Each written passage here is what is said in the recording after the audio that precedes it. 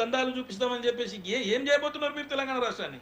రాజు గారి దగ్గర నుంచి టూ మెనీ క్వశ్చన్స్. నాకు తెలిసి ఒక కాంగ్రెస్కే కాదు, ఈ క్వశ్చన్స్ కొన్ని బీజేపీని కూడా అడిగినట్టుగా అనిపిస్తా ఉంది నాకైతే.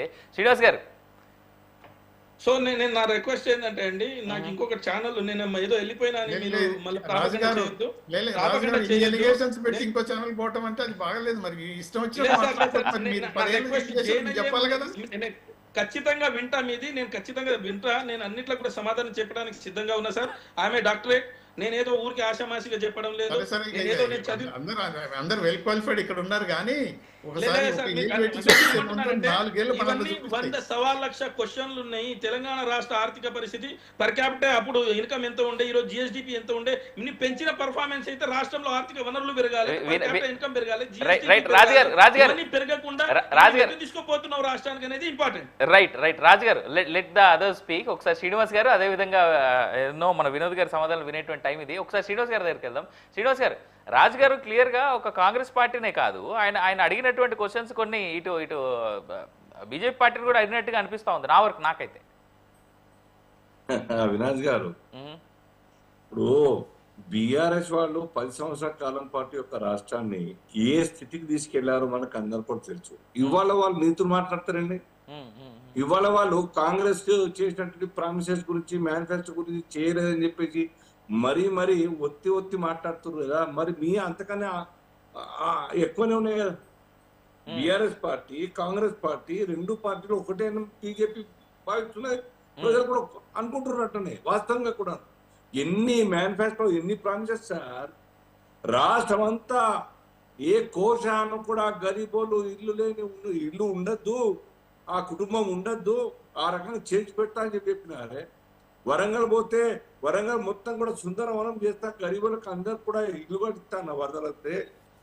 కన్వర్ పోతే ఇంకేదో లండన్ చేస్తా అన్నాడు, ఇంకెక్కడో పోతే ఏదో చేస్తా అన్నాడు. పోతే మీరేం చేసినారు? బీఆర్ఎస్ గుర్తుకు రావాలి కదా. ఎవరికైనా పెన్షన్ ఇచ్చినారా మీరంతా? నిరుద్యోగులకు వృత్తి ఎవరికైనా ఇచ్చినారో? ఉద్యోగాలు ఇచ్చినారా?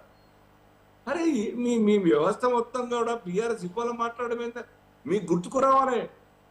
ఇవాళ కాంగ్రెస్కి అయితే ప్రశ్నిస్తున్నామో మేము కూడా ఆనాడు అదే రకంగా మాటలు గాడితో కాలయాపన చేసినాం, టైంపాస్ చేసినాం, బాకీలు తీసుకొచ్చి మొత్తం కొన్ని చూపించినాం.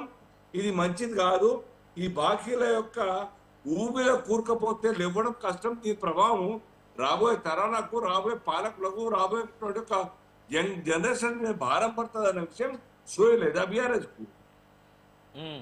కాంగ్రెస్ వల్ల నిన్న మాట్లాడిన తీరైతే ముఖ్యమంత్రిగా మొత్తంగా కూడా అదే దివారది. రాష్ట్ర ముఖ్యమంత్రిగా ఒక రాష్ట్రానికి పరువు ప్రతిష్ట పెంచాల్సిన వ్యక్తి సాకు తీసుకొని బీఆర్ఎస్ చేస్తే ఘనకార్యం. మేము 3 లక్షల కోట్లు అనుకున్నాం, తీరా చూస్తే 8 లక్షల కోట్లకు బాకీలు ఉన్నాయి. కాబట్టి మేము చేయలేని పరిస్థితి, అప్పులు ముట్టిలో చెప్పులు ఎత్తుకపోతారు. ఆ రకంగా మమ్మల్ని అనుమానిస్తున్నారని చెప్పి ఈ రకంగా మాట్లాడితే పరువు పోతలేదా? మీకు అనిపిస్తుంది కాంగ్రెస్ పార్టీకి?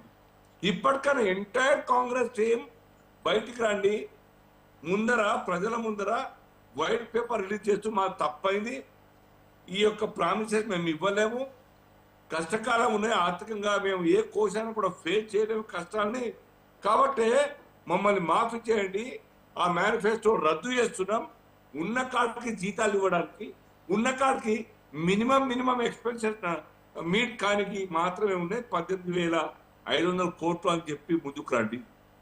ఈ 18,500 కోట్లలో కూడా అవినాష్ గారు ఇప్పటికే వారే అడ్మిట్ చేస్తారు. కాంట్రాక్టర్ డబ్బులు ఇవ్వాలి, పెద్దోళ్ళకి ఇస్తున్నారు, చిన్నోళ్ళకి ఇస్తలేరు కమిషన్ల కోసం. ఈ యొక్క 18,000 కోట్లలోనే ఆర్టీఎఫ్ఆర్ ట్యూషన్ ఫీజులు చరిత్రలో నాకు తెలిసి, నేను విద్యారంగంలో ఉన్నాను 25 సంవత్సరాలు కాలేక అంతకుముందు కూడా ఇప్పటి వరకు తెలంగాణ ఇది చేసినప్పుడే, అప్పుడు 69 ఇది చేసినప్పుడే ఎగ్జామ్ బాయ్కాట్ అనేది తప్ప ఇక్కడ మేనేజ్మెంట్ బాయ్కాట్ చేస్తే డిగ్రీ ఎగ్జామ్స్ ఇంతకైనా పరువు పోయేదేముంటుంది చెప్పండి. Entire degree exams have been shut down. మొత్తంగా కూడా కాలేజ్ అని కూడా they did not conduct any examination, annual semester exams. ఇంతకన్నా దాని మీద మాట్లాడినారా? సుమారుగా 6,200 కోట్లు 7,200 కోట్లు ఈ యొక్క ట్యూషన్ ఫీజులు ఇవ్వాలి అందరు కలిపి. ఏం బాధ్యత ఉన్నది? ఎన్నడూ మాట్లాడుతున్నా మీరు? ఇవన్నీ పక్కన పెట్టి కొత్త ఓట్ల కోసం కొత్త స్కీములు ఇంట్రడ్యూస్ చేస్తూ ఆ యొక్క ఇష్టానుసారంగా మీరు మాట్లాడుతూ ఉన్నారు. ఎక్కడ తెస్తారు మీరు?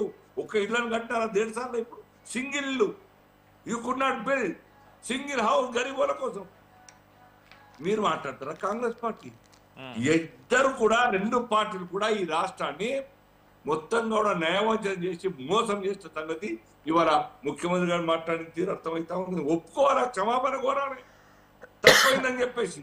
కానీ వాస్తవంగా వారికి కూడా వాస్తవం తెలుసు. రైట్. ఒక్కసారి అపోజిషన్ లీడర్ గా ఉండి, కాంగ్రెస్ పార్టీ ప్రెసిడెంట్ గా ఉండి, అంచనాలు మొత్తం కూడా లెక్కలు ఉన్నాయని దగ్గర ఇప్పుడు అబద్ధం చెప్తున్నారు ముఖ్యమంత్రి గారు. విత్ డ్యూ రెస్పెక్ట్ నేను రేవంత్ రెడ్డి గారు చెప్తా ఉన్నాను, అబద్ధం మాటలు మీకు యంగ్ ఉన్నారు, మీరు యంగ్ అనుకున్నారు, ఇంకా టైం ఉంది రాజకీయాల్లో బతకానికి పెరగడానికి.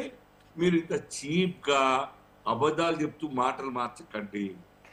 వాస్తవం తెలిసి మీరు మోసం చేసిన సంగతి ఒప్పుకోండి. రైట్. ఇందాక